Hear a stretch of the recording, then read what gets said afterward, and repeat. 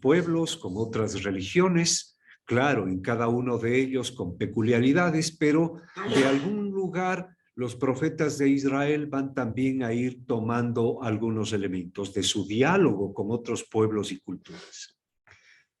A partir del año 1000, cuando Israel aparece, se funda como país propiamente dicho, también evoluciona el movimiento profético y aparece con unas peculiaridades propias del país. Los profetas ya no son solamente danzantes, cantantes, no son solamente personas que están al servicio de la celebración para fomentar la piedad o el fervor religioso por medio de la música, la liturgia, el canto, sino que además ahora ya toman la forma de individuos que anuncian y denuncian ante el gobierno monárquico en las primeras épocas, ¿no? Después de que el país se funda como Estado con todos sus elementos, los profetas aparecen siendo, digámoslo así, la conciencia crítica de Israel. Aparecen siendo un estorbo de la monarquía. Una monarquía que impulsó una reflexión, unas prácticas, unas instituciones religiosas concretas. Aquí hacíamos un énfasis en las dos grandes perspectivas religiosas de profetas y monarquía, que entran en tensión, que entran en conflicto. Una teología más monárquica y una teología más popular, más del pueblo, de la gente, y vimos sus grandes características. Hasta ahí más o menos hemos llegado en esta mañana, ¿no? Y ahora también hay que tomar en cuenta que Israel va a tener una historia larga, conflictiva y penosa, una historia de sufrimiento y de alegría, de fidelidad, de infidelidad, de virtudes y de pecados. Israel, un pequeñito país en medio de un mundo conflictivo en el que van a ir apareciendo potencias que influirán también en la vida de Israel y que también provocarán en la vida de Israel o de Judá los reinos que se separarán, conflictos, problemas en los que los profetas también actuarán. En la Biblia tenemos los libros coleccionados o juntados en bloques. Los mismos judíos, cuando armaron lo que nosotros llamamos el Antiguo Testamento, organizaron a los textos de los profetas en profetas mayores, profetas menores, profetas anteriores, posteriores. No interesa tanto eso porque actualmente para comprender cada texto bíblico lo que prima o lo que es importante es tener conciencia de una mínima conciencia de algunos elementos del contexto que el profeta tiene que vivir. Los textos surgieron frente a una realidad que el profeta vive, ante la cual el profeta actúa. Los textos de alguna forma responden a esas realidades y es necesario echar una revisión rápida a esos contextos para ir comprendiendo el momento de cada uno de los profetas o de ellos, ¿no? Y este va a ser el objetivo de esta primera parte. Vamos a hacerla rapidito, ¿no? Porque tampoco queremos perder la hora u hora y media que vamos a tener hasta las 4:30 o 5 en solamente historia, ¿no? Vamos entonces a un breve repaso de la historia del movimiento profético. Aquí espero que no haya necesidad de detenernos. Si alguien quisiera alguna explicación o algo no está quedando claro, me interrumpe, por favor. De todos modos, yo después les daré la palabra por si se necesita profundizar algo. Bien, entonces, el movimiento profético o los profetas surgen en un momento de la historia de Israel, pero también va a desaparecer en un momento. llegará la época en que los profetas desaparezcan. En un folleto de iniciación bíblica de aquí el Verbo Divino, para hablar de la historia de este movimiento profético, hemos utilizado esta figura de un día, ¿no? Comienza un día a las 6 de la mañana y el sol sale y comienza a iluminar tímidamente, se calienta lentamente la mañana, a la media mañana ya está calientito, el sol ya no está tan tímido, ya está cayendo con fuerza sobre nosotros, avanza el día y el sol está sobre nosotros, son las 12, el sol ya no solo calienta, sino ahora quema. El sol a veces duele, lo necesitamos, añoramos el sol, la luz, su calorcito, pero el sol no solo calienta e ilumina, sino que a veces también enceguece, a veces quema y a veces duele. Sigue avanzando el día, llegamos a la media tarde, tal vez entre 3 y 4, el sol todavía está en el cielo, en un día sin nubes, ¿no? Y ya no está tan fuerte, está tibiecito, agradable, pero de todos modos ya está debilitándose. Y finalmente, entre las 5 y las 6 de la tarde, el sol se va a dormir, se esconde. Y regresa el frío y podríamos decir la oscuridad, comienza la noche.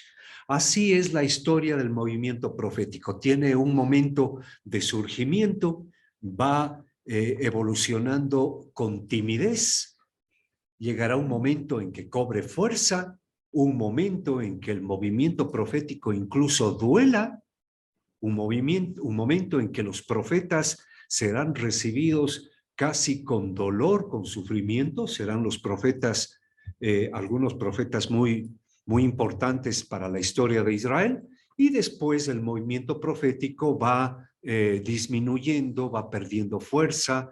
Seguirán habiendo profetas, pero serán ya repetidores o serán profetas que de alguna forma se van alineando a las nuevas estructuras religiosas, se van acomodando a las circunstancias y pierde la fuerza del principio. Finalmente, unos 300, 400 años antes de que llegue Jesús, el movimiento profético desaparecerá y en su lugar tomará fuerza más bien la institución del sacerdocio.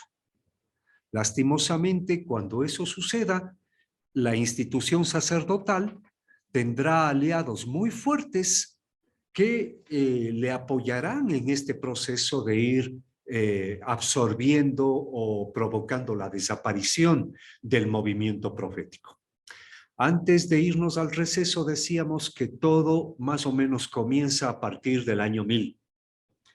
Unos años antes de que Israel aparezca como Estado con David, en las tribus hay profetas, y estos videntes, estos hombres de Dios, viven en comunidades en medio de las tribus, no son tanto anunciadores o denunciadores, son más bien cantantes, danzantes, están al servicio de un santuario, de una liturgia.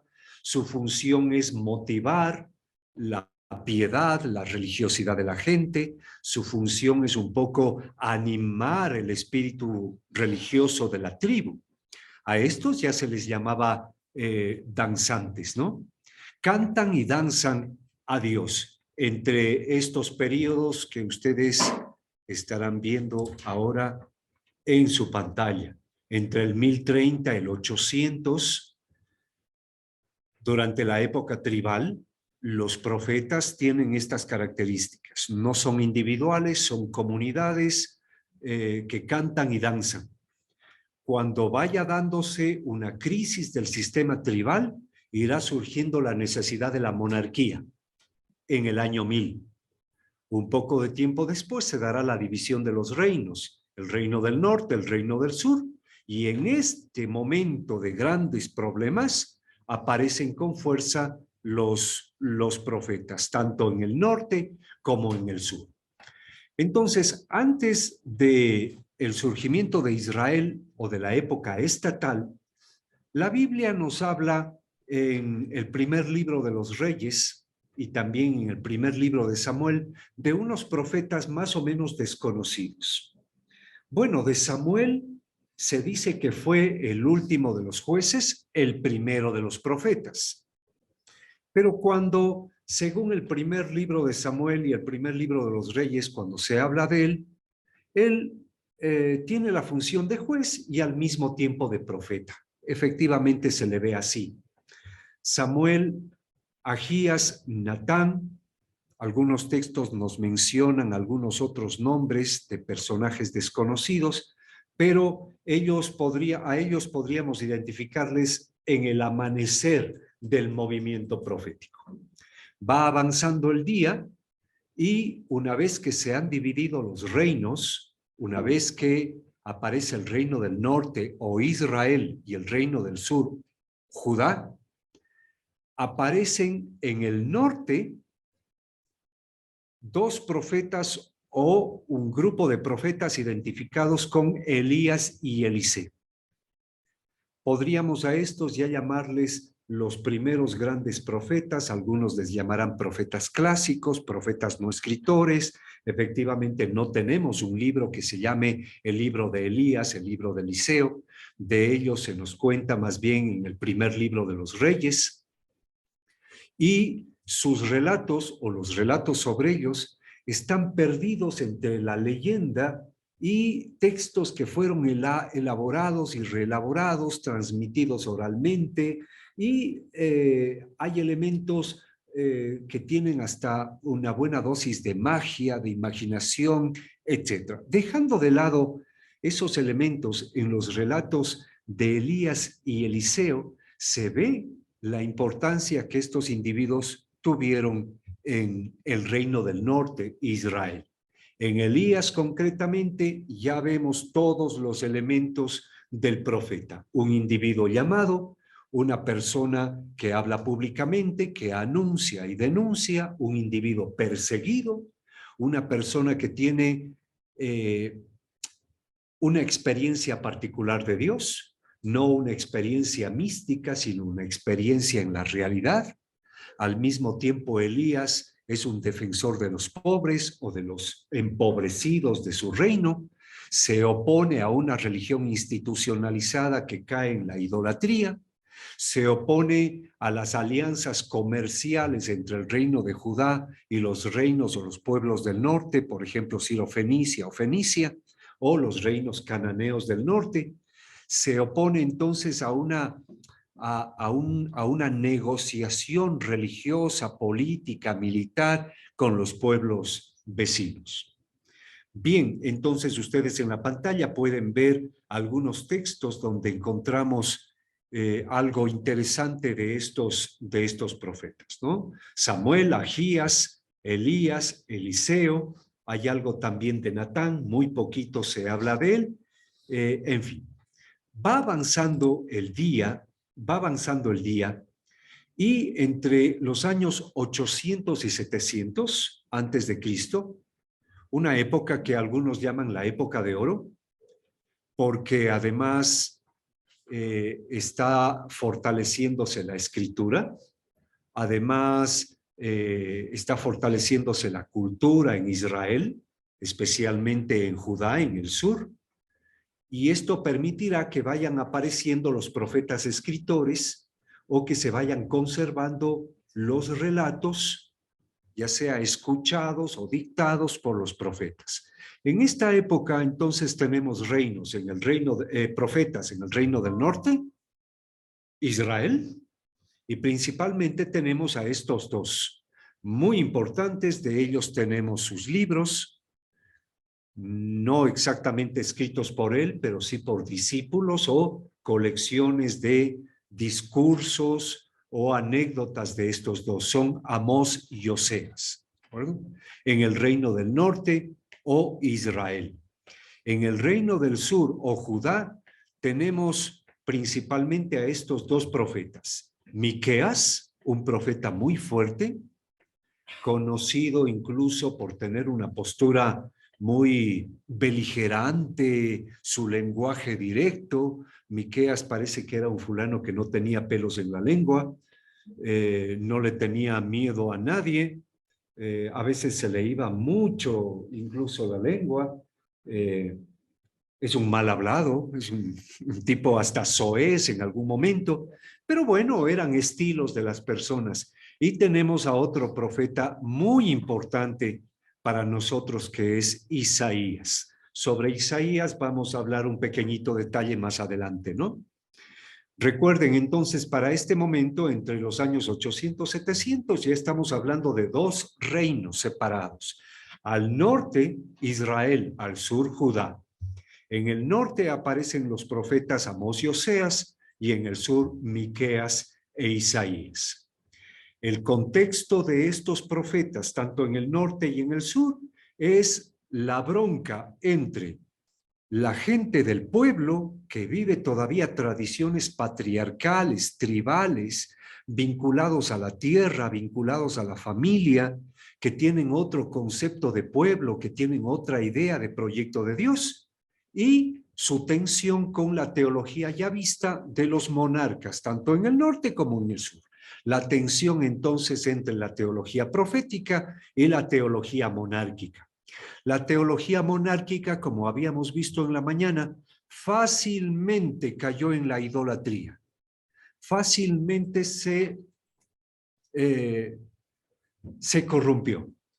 La teología monárquica cayó muy fácilmente al servicio de grupos de poder vinculados a los reyes, grupos de poder de comerciantes, de militares o de agricultores. Esta teología es denunciada por los profetas en el norte y en el sur. Otro elemento que de aquí en adelante va a ser permanente es el conflicto de estos reinos con países vecinos. Va surgiendo la amenaza del gran imperio asirio en el norte, que en algún momento invadirá también a estos reinos de Israel y Judá. Y esta amenaza, este conflicto internacional que llegará a la invasión, a la guerra, etcétera, etcétera, también es una preocupación para los profetas. Esto entonces lo vamos a encontrar detrás de los textos. Llegamos a un momento que es duro en la historia de Israel.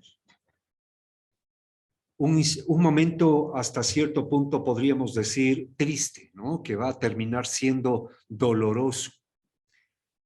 En nuestro esquema metafórico del día, le ubicamos más o menos hacia el mediodía, cuando el sol duele. Los profetas en este momento van a ser signo de contradicción, van a ser personajes rechazados. El mismo pueblo de Israel va a ver con mucho recelo y hasta con miedo y temor a los profetas, porque justamente ellos intentan ayudar tanto más que al norte, al reino del norte, al reino del sur, a Judá, a enfrentar una crisis internacional sumamente grave. Estamos entre los años 700 y 600. Es una época de crisis y podríamos decir también de desesperanza. El reino del norte va a ser invadido por Asiria y desaparecerá. Los profetas interpretarán la invasión de Asiria al reino del norte como un producto del pecado de Israel. Y harán notar que esa invasión no fue gratuita, sino que se debió justamente a que se abandonó la alianza con Dios, se abandonó su proyecto de pueblo, etcétera, etcétera, etcétera. En el reino del sur, cunde el miedo y el temor. Asiria se acerca. El reino de Asiria, que se ha tragado a Israel, el reino del norte, avanza hacia el sur, invade su territorio y llega a las murallas mismas de la ciudad de Jerusalén. Ponen sitio a la ciudad de Jerusalén y es cuestión de tiempo que la ciudad caiga en poder de los asirios. En este contexto aparecen algunos profetas. Unos profetas que jugarán un papel incluso político, es que no era para menos.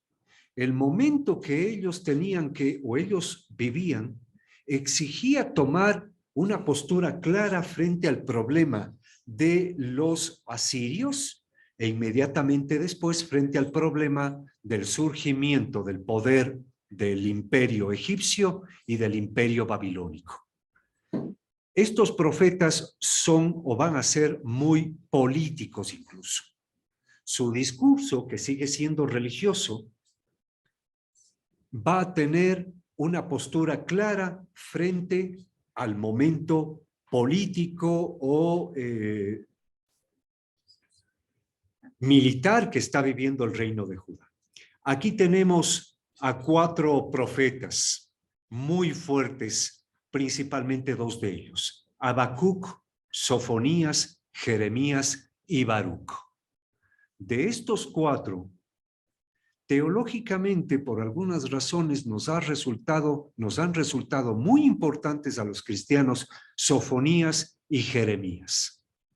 Sofonías igual, un profeta que tuvo mucho que ver con la historia de Judá, fue un individuo que tuvo la suerte de tener de su lado a algún rey de Judá, fue una persona muy escuchada. Sofonías hizo mucho bien a Judá, lastimosamente duró poco tiempo. Y luego de él tenemos a Jeremías, el famoso profeta sufriente, ¿no? El profeta que le va a tocar el momento más duro en la historia de Israel, la de la destrucción de Jerusalén por los babilonios en el año 586 y 587. Bien, aquí tenemos a estos.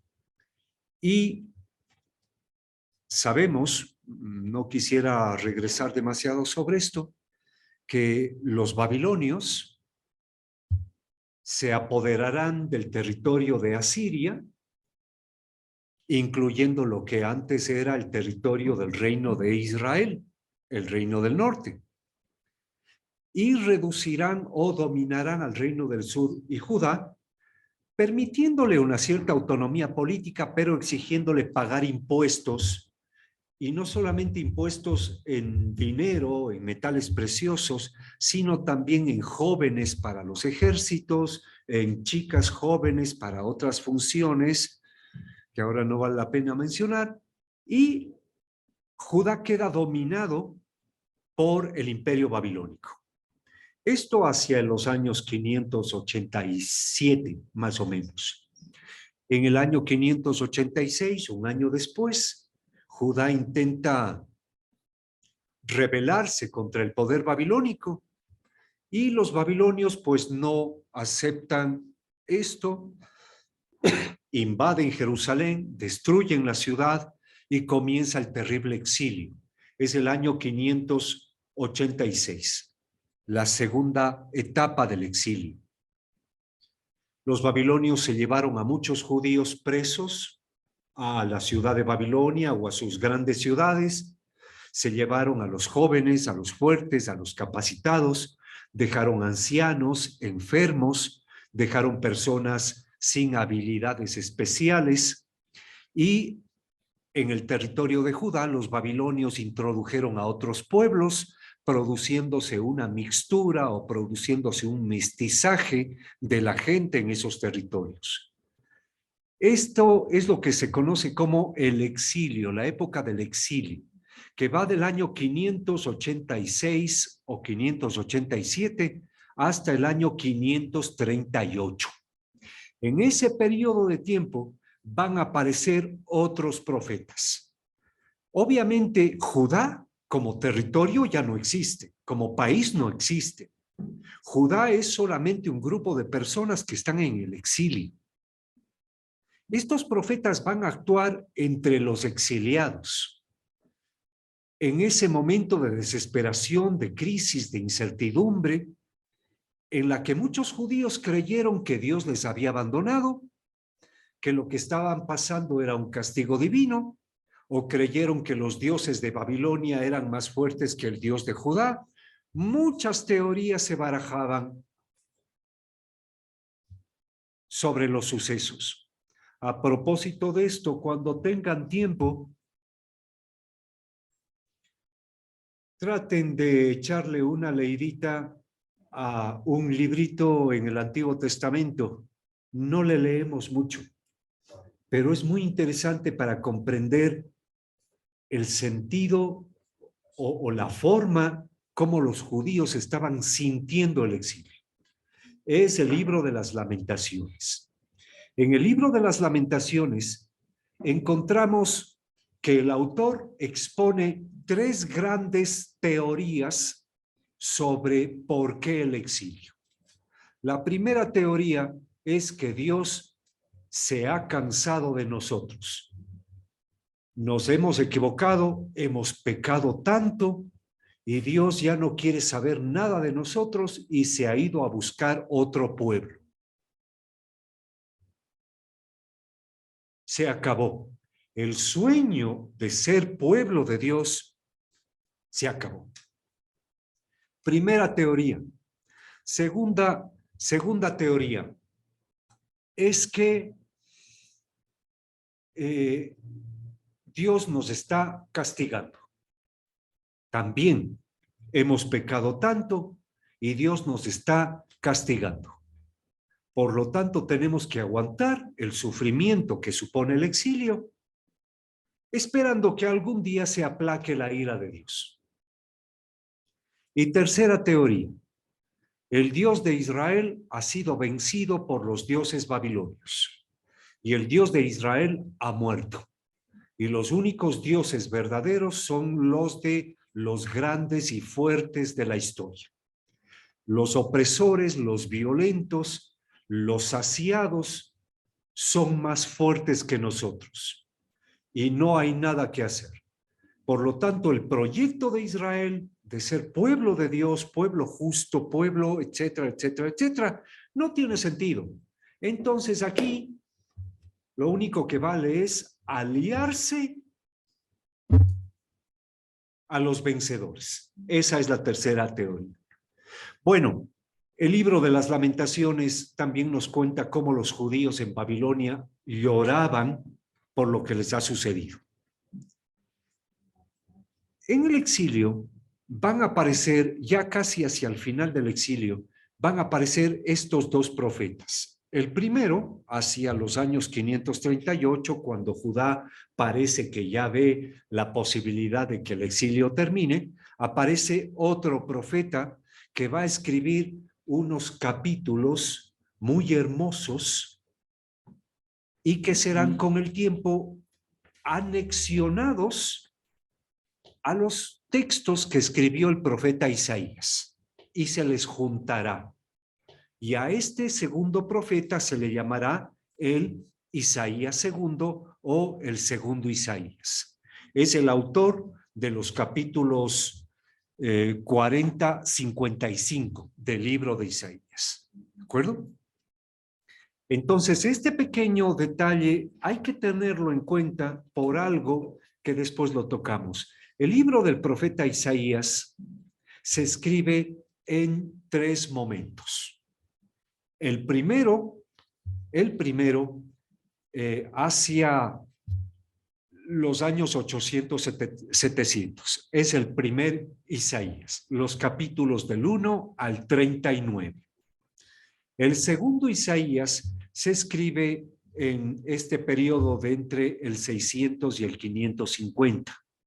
A este le llamamos el segundo Isaías y es el autor de los capítulos 40-55.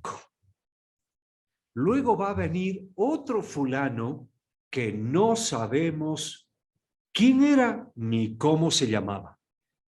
Escribió otros capítulos u otros textos muy parecidos en el estilo, en el vocabulario, en las ideas, a los profetas anteriores, Isaías 1 e Isaías 2. Y se le terminó llamando Isaías III. Es el autor de los capítulos 56 al 66. Entonces, para saber, el libro del profeta Isaías en realidad está escrito por tres profetas. El primero es el que realmente e históricamente se llamó Isaías. El segundo y el tercero no sabemos cómo se llamaban, pero se les unió al primero porque eran parecidos en el vocabulario, en la forma de escribir, en su estilo literario, en los géneros poéticos, en las figuras poéticas que utilizaban, y porque los tres de alguna manera tienen un elemento común que es su idea de el Mesías futuro. Por estos elementos se les juntó y hoy les tenemos en el Antiguo Testamento como si fuera un solo libro. Bien, y también hacia el final del exilio tenemos a otro profeta muy importante, es el profeta Ezequiel. A él le tocó vivir los años inmediatamente posteriores al exilio, cuando Israel tiene que regresar de la diáspora, del exilio, y comienza una época de reconstrucción. Aquí el profeta Ezequiel, también el profeta Isaías II, pero más el profeta Ezequiel, le añade al movimiento profético una característica más, el de ser una persona, el profeta, que consuela, que anima y que genera, motiva, impulsa esperanza. El elemento del consuelo y de la esperanza aparece con estos dos profetas de la época de finales del exilio, Isaías II y Ezequiel. Sigue avanzando el día. Llegamos a media tarde. Tal vez sean entre las 3 y las 4. Comienza a hacer frío. Todavía hay sol. No podríamos decir que hace el frío de la noche, pero ya se siente que está llegando. Es la época entonces de decadencia o incluso de desaparición próxima del movimiento profético. En esta época, aparte de los profetas, Ageo, Zacarías e Isaías III, de los que ya vamos a decir algo, hay que mencionar que en Israel, que ha logrado reconstruirse después del exilio, ha tomado mucha fuerza una institución, el sacerdocio.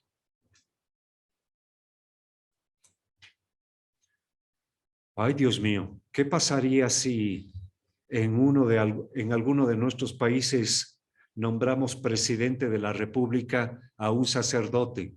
Y además si es un sacerdote medio intransigente, fanático y cerrado al diálogo. Si es antiecuménico o si es un sacerdote ensimismado en su propia autoridad y poder. ¿Qué pasaría con el Ecuador si nombramos presidente a un fulano así? ¿Qué creen que pasaría? Se instauraría una cultura obsesionada con la pureza religiosa y el cumplimiento de la liturgia. El sacerdote loco y fanático pondría por ley de la República ir a misa todos los domingos y los que no van a misa se van presos. Prohibiría, a lo mejor perseguiría, a lo mejor metería a la cárcel a quien baila, fuma, baila pegadito y habla malas palabras.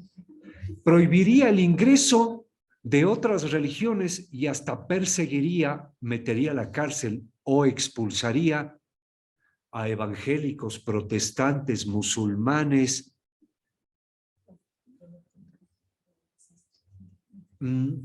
Pues para él sería salvar el país. Pero ya viéndolo desde otro lado, sería una situación de una cultura fanática, intransigente, moralista, legalista, persecutoria, prohibitiva. Y esto sucedió en Israel. sube al poder de Israel un fulano llamado Esdras.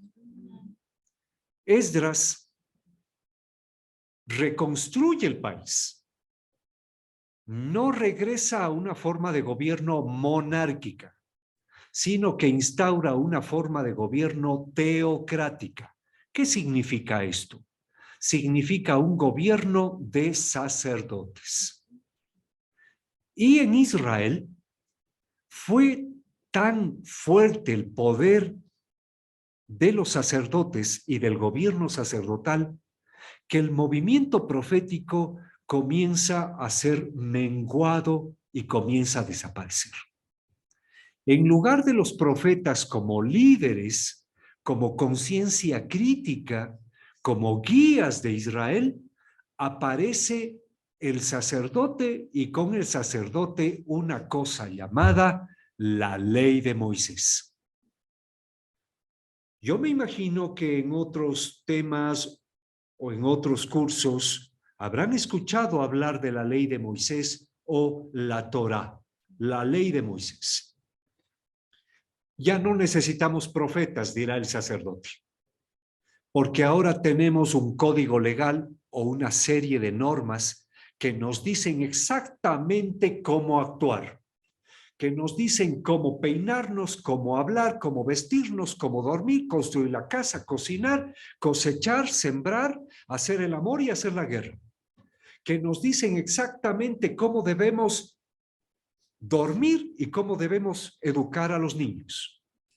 La ley de Moisés era un conjunto de normas, reglas, prohibiciones que regulaban la vida de los judíos hasta en el mínimo aspecto. Imagínate tú algún aspecto de la vida. Por ejemplo, qué sé yo, qué tipo de zapatos utilizar los viernes. Estoy proponiendo una caricatura medio a manera de broma, ¿no? Pues la ley de Moisés regulaba el tipo de zapatos que hay que usar los viernes. La ley de Moisés contenía normas para regular hasta el mínimo evento, suceso de la vida de un judío. Imagínate tú cualquier situación y te aseguro que la ley de Moisés contenía una norma que te indicaba cómo actuar. Los días sábados, ¿por qué lado de la cama te podrías levantar? Pues la ley de Moisés te lo dice, ¿no? En la calle, ¿puedes hablar con una mujer soltera a solas? Pues si te haces esa pregunta, la ley de Moisés tiene la respuesta. ¿Cómo educar a mi hijo? Y resulta que mi hija terminó embarazada y no sabemos cuál es el papá. Y resulta que mi hijo chiquito dijo una palabra. Y resulta que mi otro chiquito le escupió en la cara a la mamá. Pues la ley de Moisés tenía una norma para eso. La ley de Moisés se convirtió en un cuerpo legal omnipotente. Y la fuerza de esta teología que le conocemos como teología sacerdotal y otros le llaman teología de la retribución, provocó que el movimiento profético comenzara a desaparecer. En este momento, previo a la llegada de la noche, tenemos a 3 profetas, yo me atrevería a decir tímidos. 3 profetas que han perdido la fuerza, por ejemplo, de un Amós, de un Oseas, de un Sofonías, de un Jeremías, de un Baruch. Tenemos a un Ageo, a un Zacarías I, que es el autor de los capítulos del 1 al 8 del libro del profeta Zacarías. Y tenemos los últimos capítulos del libro de Isaías, los capítulos del 56 al 66. Son textos, digo yo, tibios, que ya no tienen la fuerza de denuncia, ya no tienen una fuerza de proyección de futuro, ya no tienen la fuerza de consuelo y esperanza. Son profetas más bien que convocan a adherirse a la ley. Son profetas que incluso van alineándose con la nueva teología imperante, la teología sacerdotal. Estamos entre los años 550 y 450 durante la época de la reforma de Esdras y del surgimiento de la teología sacerdotal.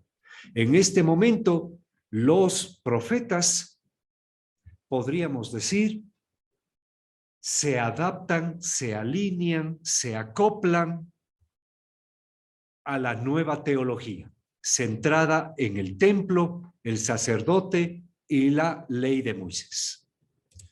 Y finalmente, los últimos profetas son estos, ¿no? Zacarías II, estaríamos hablando del autor de los capítulos 9 al 14 del libro del profeta Zacarías, y de este profeta que tiene un texto chiquito, Joel. ¿Ha leído alguien alguna vez el libro de Joel? No, no. Sí, pero no. Ya, es un profeta más bien soñador, es un profeta más bien que repite grandes discursos de otros, no tiene mayor novedad, etcétera, etcétera, etcétera. Bien, antes de darle la mano a María del Socorro, que tiene en el Zoom la mano levantada, alguien posiblemente me dirá, pero en la Biblia tenemos otros libros, como por ejemplo el libro del profeta Daniel. Y tenemos otro libro, el libro del profeta Jonás. ¿Y esos cuándo vivieron? ¿Quiénes son? ¿Y dónde están? Pues les vamos a dejar fuera de este tema a Jonás y a Daniel. ¿Por qué? Primero, porque el libro del profeta Jonás en realidad no es un libro profético, sino es un libro sapiencial. ¿De acuerdo? Aunque la historia nos dice que posiblemente existió un fulano llamado Jonás, en realidad de él sabemos bien poco o nada. El autor del libro de Jonás ha tomado solamente la figura de un fulano llamado Jonás para construir un relato. Y el relato del libro de Jonás gira en torno al tema de la misericordia de Dios para con los extranjeros que se arrepienten. Esa es la idea central del libro de Jonás. ¿De acuerdo?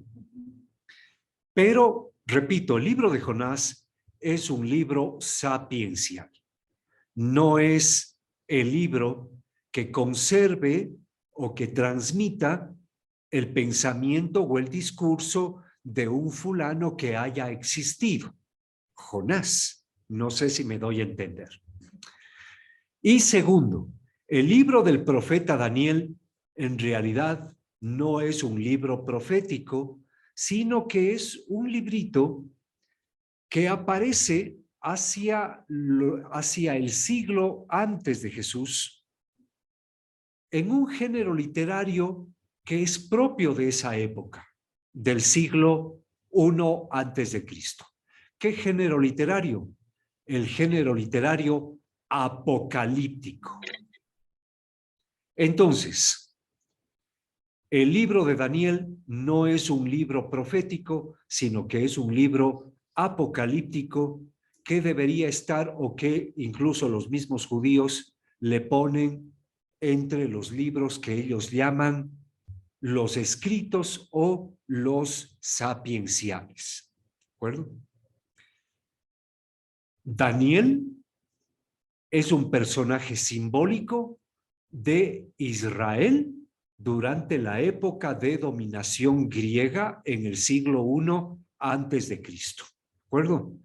No podemos decir con certeza que el libro sea la memoria, la transcripción o la conservación de los relatos de algún fulano llamado Daniel. No se puede decir eso.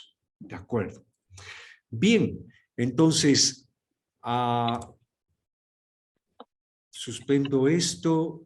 ¿Y alguien quería comentar, decir, preguntar algo? Adelante, María del Socorro. Buenas tardes. Tú preguntaste si alguno había leído el libro de Joel. Ese libro me gusta mucho porque tiene un mensaje muy religioso. Es la visión escatológica del libro del Señor. Lo más destacado del mensaje de esta profecía, fiel al culto litúrgico de Dios. Un día cuya principal característica será la restauración definitiva por la efusión del Espíritu del Señor sobre todos y todas, sin discriminación. Y aquí viene lo más importante: sus hijos e hijas profetizarán, sus ancianos tendrán sueños, sus jóvenes verán visiones. Cualquier discriminación queda anulada en cuanto a sexo, edad, condición social. La expresión literal que usa toda carne abre sin límite su profecía, que será recogida por Lucas en Hechos de los Apóstoles 2. Bueno, todas las Biblias tienen el mismo contenido, pero cuando yo estuve en Suezca, en Cundinamarca, que era proclamadora de palabra y agente de pastoral, nos recomendaron que buscáramos mucho las lecturas y los comentarios del libro La Nueva Biblia del Peregrino o Biblia del Pueblo. Y es una Biblia de verdad, Jaime, que la recomiendo muchísimo porque es muy sencilla para todo tipo de personas. Entonces, ese es mi aporte. Gracias, María del Socorro. Bien, usted no sé qué nos estaba leyendo, pero o nos estaba diciendo de sí misma, pero ha utilizado muy bien una expresión. El libro del profeta Joel es una declaración de una esperanza escatológica. ¿Qué significa esto? El libro del profeta Joel es la presentación imaginativa del cumplimiento final del proyecto de Dios. El libro del profeta Joel, de alguna forma, tiene la intención de anunciarnos cómo será el cumplimiento final de ese pueblo de Dios en comunión perfecta y en santidad perfecta con Dios. Así nos dice, efectivamente, llegará el día en que jóvenes y viejos profetizarán y el Espíritu de Dios estará, en fin, entonces lo que el centro del libro del profeta Joel no es lo que Israel está pasando, sino más bien un futuro de esperanza, de cumplimiento pleno del proyecto de Dios. Eso es lo que en palabras duras y raras en teología se suele decir un discurso escatológico. ¿De acuerdo? Algún otro día que nos veamos por ahí podemos conversar sobre qué es la escatología, pero eso se escapa de nuestro interés de ahora, ¿no? En fin, pero como decía, el libro del profeta Joel ya está hacia el final de la época del movimiento profético. Bien, sí, ciertamente el libro del profeta Joel lo vamos a encontrar parafraseado por el autor de Hechos de los Apóstoles en Lucas 2. En el discurso de Pedro después de Pentecostés, Pedro o el autor en boca de Pedro retoma elementos del profeta Joel. Cuando el profeta dice, llegará un día en que jóvenes y viejos hablarán, el Espíritu estará en sus lenguas y profetizarán y hablarán en lenguas, etcétera, etcétera, etcétera, ¿no? Es un texto interesante. Bueno, muy bien. Hasta aquí nuestra breve historia del movimiento profético en el Antiguo Testamento. ¿Dejaron de haber profetas? Pues en los pueblos vecinos de Israel seguirán habiendo hombres y mujeres a los que sus respectivos pueblos, ya casi todos de habla griega, les llamen profetas. pero ninguno será como los de Israel o los del Antiguo Testamento. Cada vez más se irá fundamentando la idea del profeta como adivino, el profeta como alguien que habla en trances místicos en medio de experiencias religiosas sobrenaturales.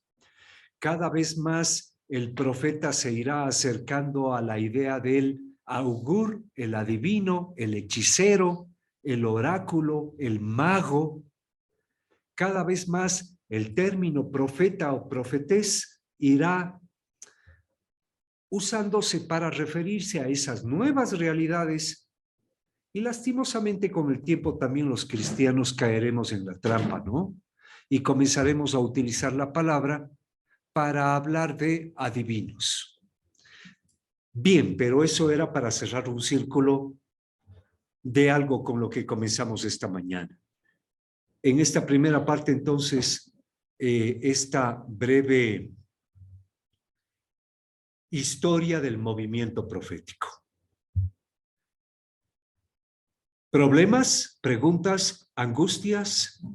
¿Algo que no esté claro? ¿Algo que necesitemos afianzar? El Lauren me dijo que me calle a las 4, ya son... Faltan 5 para las 4. Lauren sabe que se me va la lengua ahí. Bueno, a lo mejor tenemos un espacio, si ustedes ven prudente, para preguntas, si es que las tienen. Alzamos la manito. Espero verte oscuro. Alzamos la manito. O las hermanas que están allá al lado de Jaime, si también tienen alguna inquietud, ya ven que eso nos enriquece a todos. No, a mi lado no hay ninguna hermana. Bueno, al frente. Alfonso, Alfonsito. Listo, Alfonso, puedes abrir tu micrófono. Sí, Jaime, buenas tardes. Jaime, Buenas tardes. tengo una inquietud hace rato aquí, rumiándome. Las interpretaciones de los sueños de José, el hijo de Jacob, que previó el futuro, también como decías ahorita, que hicieron los profetas prever el futuro. Esas interpretaciones de esos sueños, ¿se puede decir que fueron profecías o no? Gracias.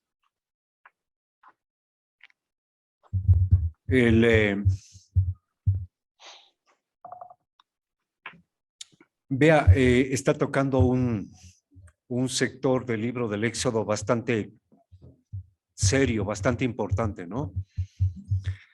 El relato de José vendido por sus hermanos a los mercaderes en Egipto es un relato que se metió ahí para unir dos tradiciones, la patriarcal y una tradición que se llama la tradición mosaica. Pero el autor de ese fragmento, de esa parte del libro del Éxodo, ya vive entre el siglo IV y el siglo III y ya maneja la idea del profeta como adivino. Entonces se construye literariamente el relato de José y esto de el descifrar sueños. José efectivamente tiene esto como una especie de poder dado por Dios, una gracia dada por Dios para interpretar sueños.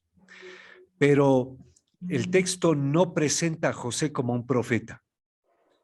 Presenta a José más bien como una persona que ha sido dotada por Dios de una especie de capacidad, competencia o poder interpretar sueños, la interpretación de sueños. Pero el personaje José en el libro del Éxodo no tiene las características de un profeta.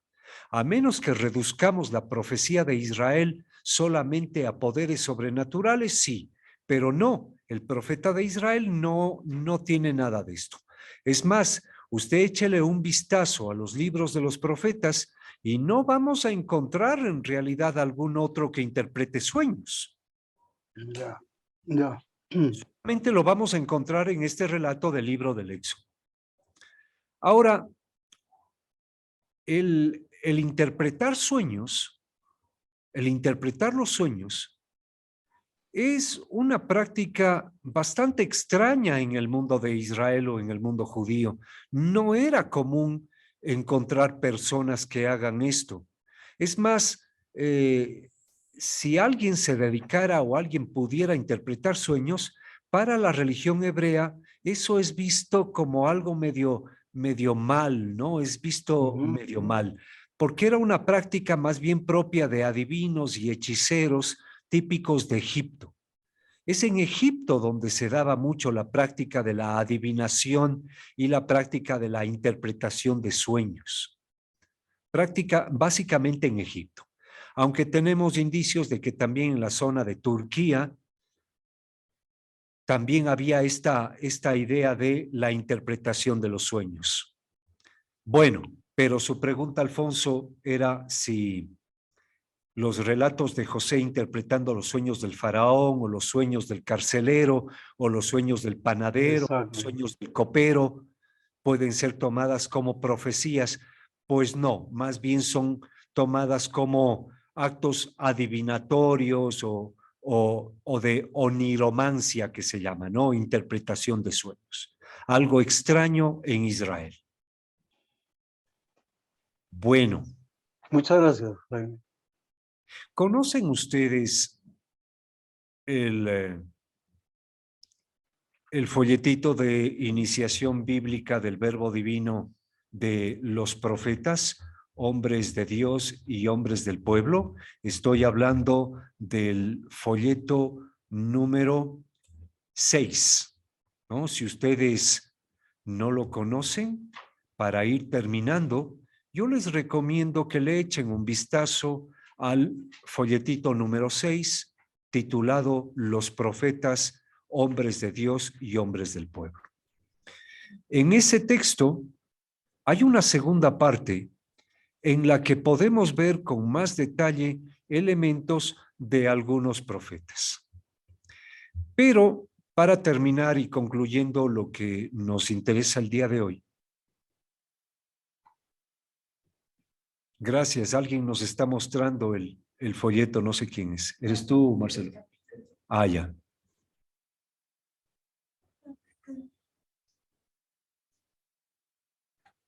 Ahí tienen, síguele nomás hacia abajo, miren la misma figura, solamente que la mía está más bonita.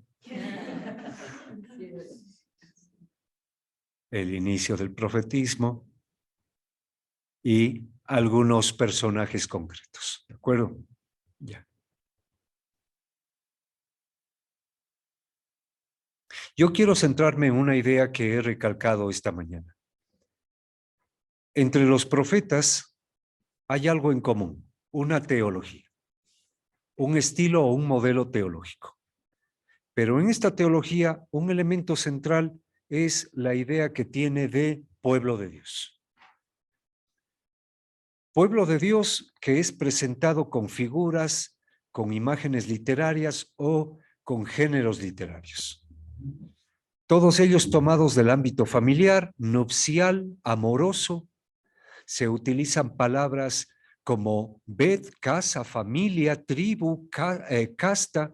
Nunca se utiliza la expresión Israel reino o Israel templo o Israel liturgia o Israel norma.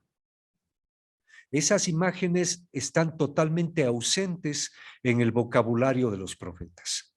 Más bien se habla de Israel como esposa o como novia. Se habla de Israel como gallina o como águila, como polluelos cuidados por la gallina o el águila, que sería Dios.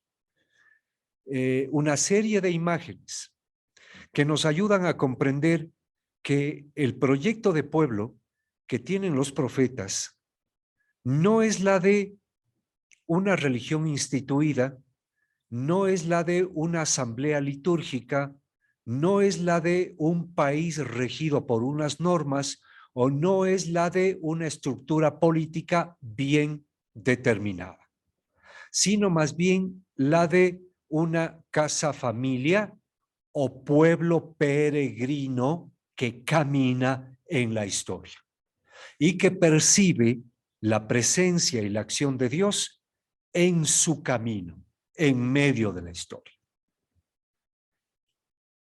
Esta concepción de Israel ha estado siempre presente en nuestra teología cristiana sobre la iglesia, esta teología que denominamos eclesiología. Desde el Nuevo Testamento ya notamos cómo los evangelistas hablan de un nuevo pueblo de Dios como comunidad fraterna y no tanto como institución organizada, no tanto como asamblea litúrgica presidida por un sacerdote, no tanto como una organización política regida por unas normas. No, no en ese sentido. No se deja de lado el valor del templo, el valor del sacerdote, el valor de la norma y el valor de nuestros legítimos pastores. Pero lo fuerte en nuestra eclesiología es justamente esta dimensión de comunidad fraterna, símbolo del reinado de Dios, sacramento del reinado de Dios. Sin embargo, a lo largo de nuestra historia, como también comenté esta mañana, han habido ocasiones en que la iglesia se ha confundido con asamblea litúrgica, sociedad reglamentada, organización gobernada. A veces incluso la palabra iglesia se ha reservado para hablar solamente de unos fulanos, los que tienen el ministerio ordenado, dejando fuera de la iglesia a las religiosas, a los religiosos y mucho más a los laicos. Ciertamente ha llegado una época en que iglesia se ha confundido incluso con cultura, con etnia, ¿no? Se ha llegado un momento en que la palabra, la idea, el concepto de iglesia se volvió excluyente, marginador, patriarcal, machista, violento, impositivo, etcétera, etcétera, etcétera. No vamos a tapar el sol con un dedo. Ya hemos pedido perdón lo suficiente, no sé si se nos habrá perdonado, pero los cristianos y la iglesia también hemos sido culpables de horrendos crímenes a lo largo de la historia, y en nombre de la iglesia y en nombre de Dios hemos matado, incendiado, asesinado, encubierto, etcétera, etcétera, etcétera. ¿No? ¿Pero por qué? Porque aunque en nuestra teología lo tenemos claro, en la vida real a veces no. Tanto es así que imagínese, a mí me dicen, Jaime, vamos a la iglesia. Vamos a la iglesia, ¿a qué te refieres? Sí, vamos a la iglesia de la esquina, es que en 10 minutos comienza la misa. A ver un ratito, no, eso no es la iglesia, eso es el templo. La iglesia es otra cosa. Y me asalta la duda, ¿por qué se utilizó la palabra iglesia para hablar del templo? ¿Por qué? Porque se confundió iglesia con liturgia. Oh, perdón, se confundió iglesia con el grupo de personas reunidas para la celebración de una liturgia. Otro me dice, ay, profe, es que la iglesia tiene la culpa, es que la iglesia es un montón de viejos carcas corruptos. A ver, un ratito, ¿a qué te refieres? Sí, es que los obispos, los curas y los papas. ¿Y tú eres bautizado? Sí, ¿y no eres iglesia?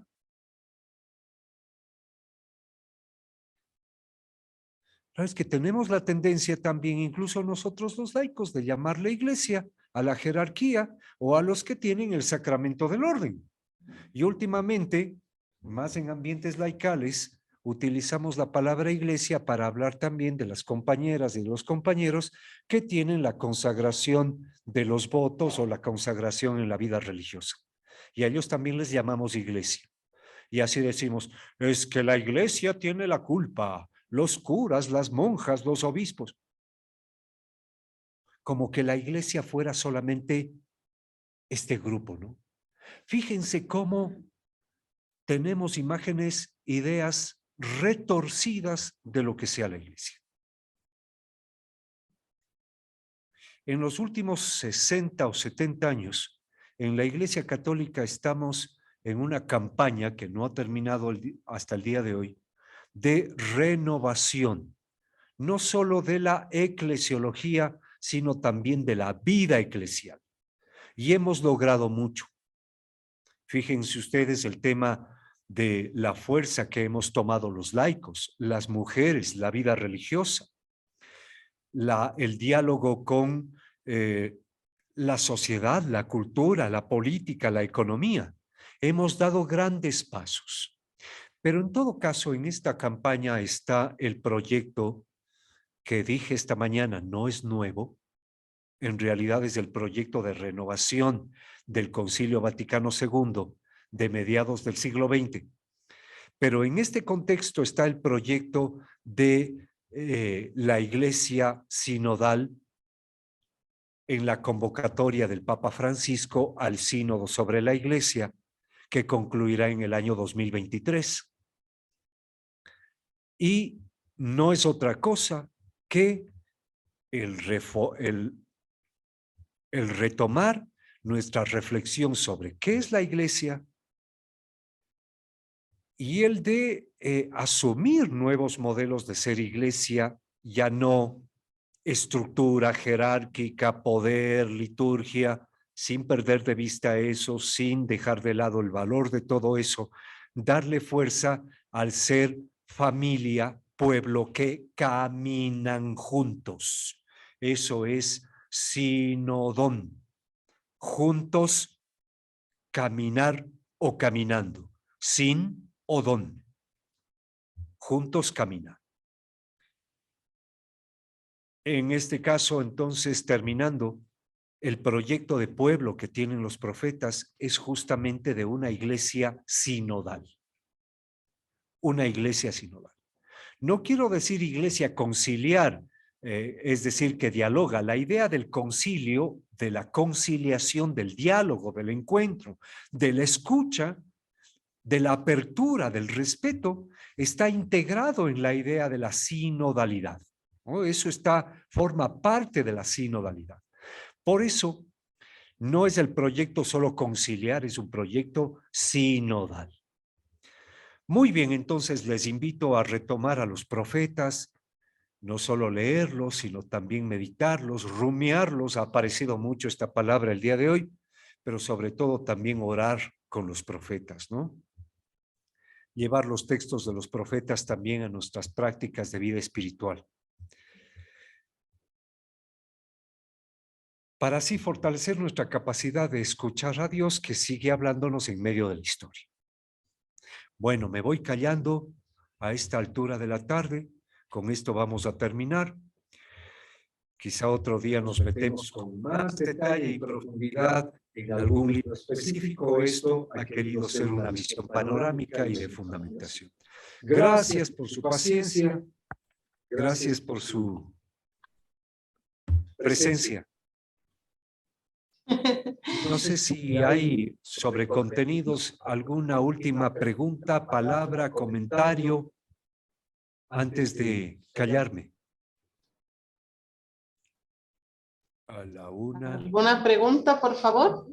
Si no, A las 2. a ver, Vivian Salcedo, por favor. Yo quería, hemos estado toda esta semana hablando desde el Padre Oñoro sobre la iglesia y usted acaba de decir algo muy interesante. Mi pregunta es, ¿qué pasa en este camino sinodal con el tema de lo que llama la Iglesia Católica los hermanos separados? Bueno, son cristianos, ¿no?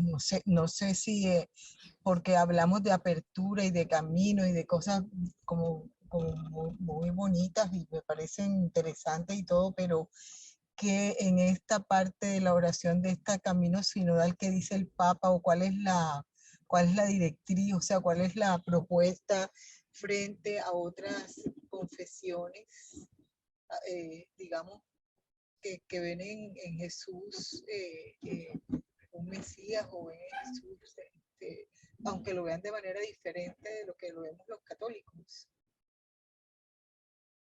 Vivian.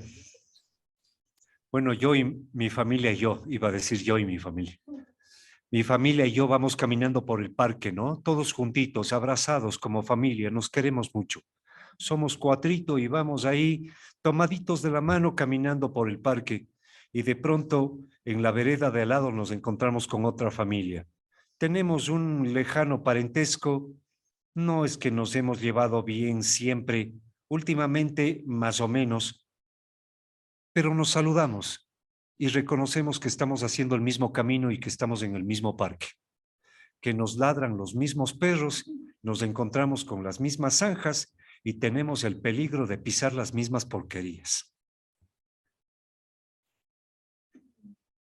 No voy a invitarles a que sean mi familia, pero sí voy a reconocer que estamos en el mismo camino. Voy a reconocer que tienen otro apellido y que les gusta vestirse de otra forma y que les gusta comer otra comida. Les voy a respetar y les voy a querer.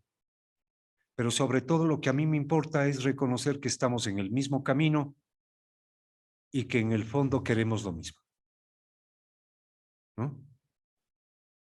Aquí la importancia no va a ser tanto el de uniformizarnos en normas, reglas, gobiernos o liturgias o teologías.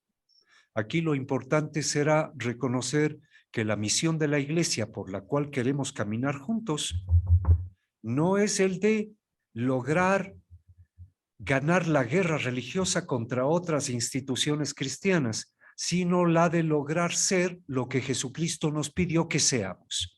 Y aquí viene la pregunta, ¿qué nos pidió Jesucristo que seamos? La pregunta es si ellos están invitados a este sino, o sea, si de alguna manera van a ser tenidos en cuenta. Sí, no creo que pueda haber iglesia sinodal si no es también ecuménica.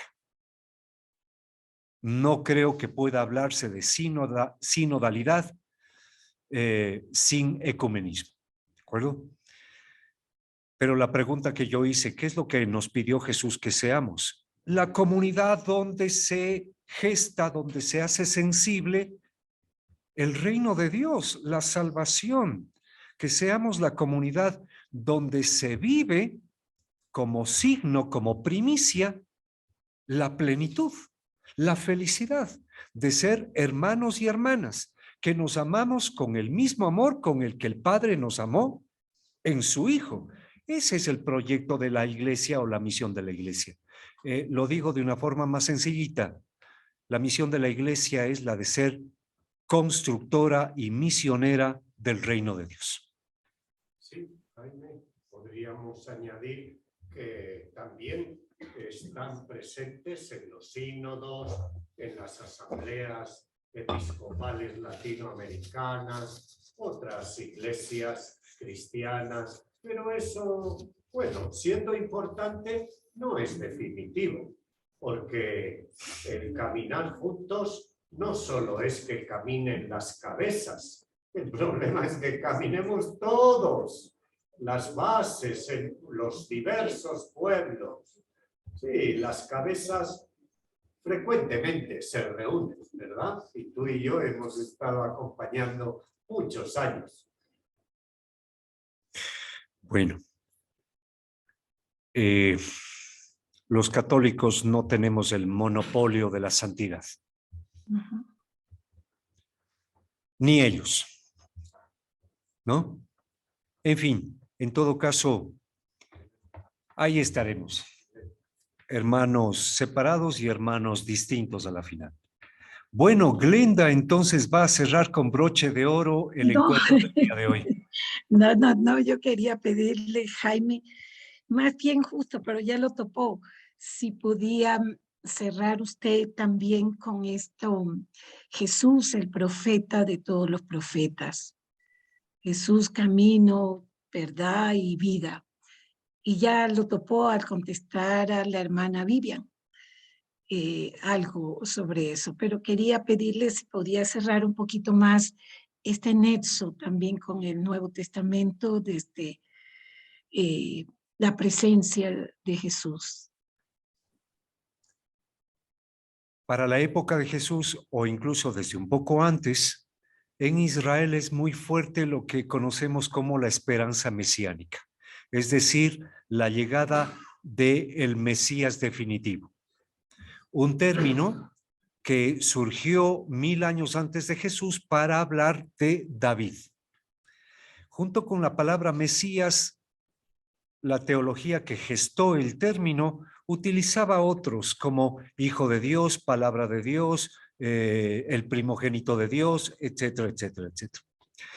Decía que un tiempo antes de Jesús y durante la época de Jesús era muy fuerte la angustia del pueblo y por tanto era muy fuerte ese clamor de todos pidiéndole a Dios que de una vez mande ya al Mesías. ¿Hasta cuándo? Decía la gente.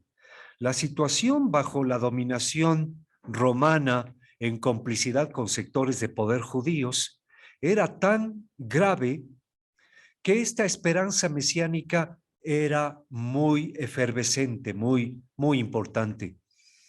Y entonces todos esperaban al Mesías, pero todos esperaban a un Mesías a su propio estilo. Los fariseos, un Mesías como ellos. Los saduceos, los sacerdotes, los esenios, los celotes, los samaritanos, los tales y los cuales, todos esperaban al Mesías, pero todos querían un Mesías propio, particular y acomodado a ellos. Y de pronto aparece este Señor, Jesús de Nazaret, que vivió y murió, como ya sabemos. Y sus seguidores un día aparecen diciendo que el Padre lo ha resucitado, exaltándolo a su diestra, proclamándolo Mesías. A partir de ahí los cristianos decimos, este era el hombre que tenía que venir. Este es el hombre que nos dijo todo lo que Dios quería decirnos. Pero no solamente nos lo dijo, sino que Él hizo carne de ese proyecto de Dios. Él se entregó como persona a ese proyecto de Dios. Así los cristianos no solo decimos que Jesús es el Mesías por lo que dijo, sino por lo que vivió o por cómo fue persona.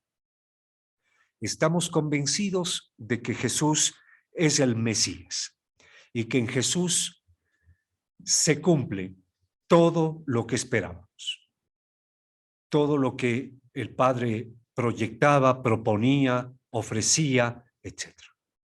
Efectivamente, miren, Jesús es un hombre que se siente llamado, es un hombre que mantiene una profunda relación con Dios. Tanto es así que los evangelios nos dicen que él afirmaba que mi alimento es hacer la voluntad del Padre. Otro texto dice, yo no hago sino lo que el Padre me dice o me pide que haga.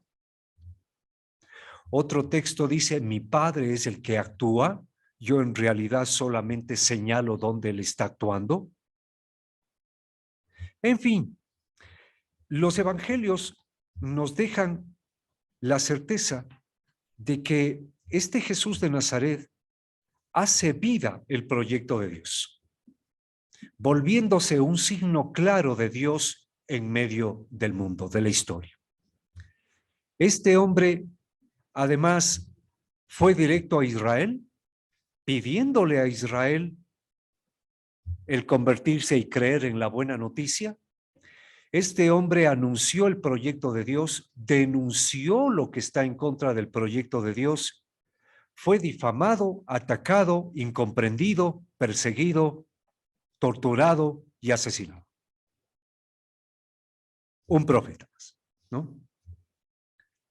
Pero el Padre lo resucitó, exaltándolo a su diestra y proclamándolo para nosotros Mesías, ungido, mensajero, etc. Desde aquí, nosotros los cristianos, y especialmente en el Nuevo Testamento, el libro de la carta a los Hebreos, que es el que con todas las palabras los dice, Jesús de Nazaret es el profeta de los profetas. Es el que reúne toda la esperanza mesiánica, todo el proyecto de Dios anunciado por los profetas, todo lo que Dios ha querido decirnos desde los patriarcas, con los profetas, con los reyes, con fulano, mengano y sultano, ahora lo ha dicho en Jesús de Nazaret. Así es que no sé si esto concluye o le satisface, Glenda. Efectivamente, Jesús es el pináculo de la fe del Antiguo Testamento. Bueno, entonces me voy a ir callando. Muchas gracias nuevamente. Ahora sí. Gracias. Voy a dar la palabra a Katy o a Lauren para que cierren el encuentro del día de hoy, algunas indicaciones. Me ha dado mucho gusto verles. Con algunas y algunos de ustedes ya nos volveremos a ver en otras circunstancias.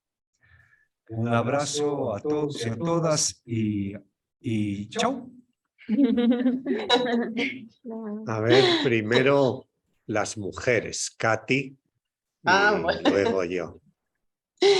Bueno, agradecerles a toda esta gran familia por esta semana de participación, por sus preguntas, por su manera de estar presentes. Así que Dios le pague, muchas gracias, y esto nos anima, nos ayuda y nos compromete a seguir al servicio de esta gran familia, que estamos a su vez al servicio de la gran familia, ¿verdad? De la gran familia que nos pide el Papa Francisco. Así que Dios le pague, estamos muy agradecidos, y con Jaime mucho más. Recordemos que en Ecuador estamos de feriado y él ha tenido esa bondad, y su familia también, de compartirlo, porque debería de estar ahora gozando en un parque, un restaurante, en la casa, con su familia, con sus dos chiquitines y con Martita, pero él nos ha dado ese privilegio, así que gracias, Jaimito, Dios le pague. Y pues pedirles de favor, un favor enorme. Daisy les enviará un link para que ustedes llenen el formulario que ya les dije al mediodía. Eso nos ayuda a crecer. Realmente ustedes coloquen ahí de manera honesta, sincera, qué es lo que nos faltó o qué es lo que nos sobró, qué podemos hacer para poder nosotros seguir creciendo y sirviendo de la mejor manera a esta familia en la que ustedes están, ¿no? Y en la que nosotros estamos felices de servir. Y a las hermanitas y a Padre Lauren les está dando instrucciones que por favor llenen, tienen en su cuadernito, así que nos ayuda mucho las evaluaciones. Eso por un lado. Por otro lado, invitarles a la siguiente semana, vendría a ser la tercera semana de participación, de esforzarnos un poquito más, ya que ahí vamos a tomar todo este tema del sínodo, pero desde Jesús y las comunidades. Y para eso tenemos a José Guerra, Elsa Tames, Maricel Mena, Danilo Velástegui, y cerrará Gerardo García. Así que por favor, estén atentos. Daisy les enviará el link para que puedan entrar. Cada semana cambiamos de link. Y yo ya me callo con esto último. Los certificados para los que no están presentes, es decir, para toda esta gran familia del Zoom, Daisy les va a hacer llegar, pobre Daisy tiene mucho trabajo, les va a hacer llegar la semana que viene. Así que ustedes estén tranquilos, relajaditos, recibiendo las indicaciones y sobre todo la riqueza de cada uno de los profesores, de hermanos apasionados por la palabra de Dios, que ya les irá llegando paulatinamente ese certificado a su correo. Padre Lauren, voy a tomar agüita, por favor, usted continúa, alguna indicación, la bendición, el cierre. Bueno, pues quizás cerrar pues con las palabras que comenzamos. Este estudio bíblico no es para llenar nuestra cabecita, no es para sorprender con nuestros conocimientos a familiares, a parroquianos. No, este estudio bíblico es para crecer en el amor a Dios y al prójimo, y servir al prójimo. Así que vamos a fijarnos muy bien a ver si en la evaluación hemos conseguido todos estos 5 profesores de esta semana lograr crecer en el amor a Dios, que es todo misericordia, todo vida, y que quiere que esa vida se riegue en abundancia. Muchas gracias por este esfuerzo, que no es fácil dejar a un lado tantos quehaceres y dedicarse a estudiar la Sagrada Escritura para crecer en la fe y en el amor a Dios y a nuestros hermanos. Que Dios los bendiga. El Señor esté con ustedes. Y con tu espíritu. La bendición de Dios Todopoderoso, del Padre, del Hijo y del Espíritu Santo, descienda sobre ustedes y permanezca para siempre. Amén. Amén.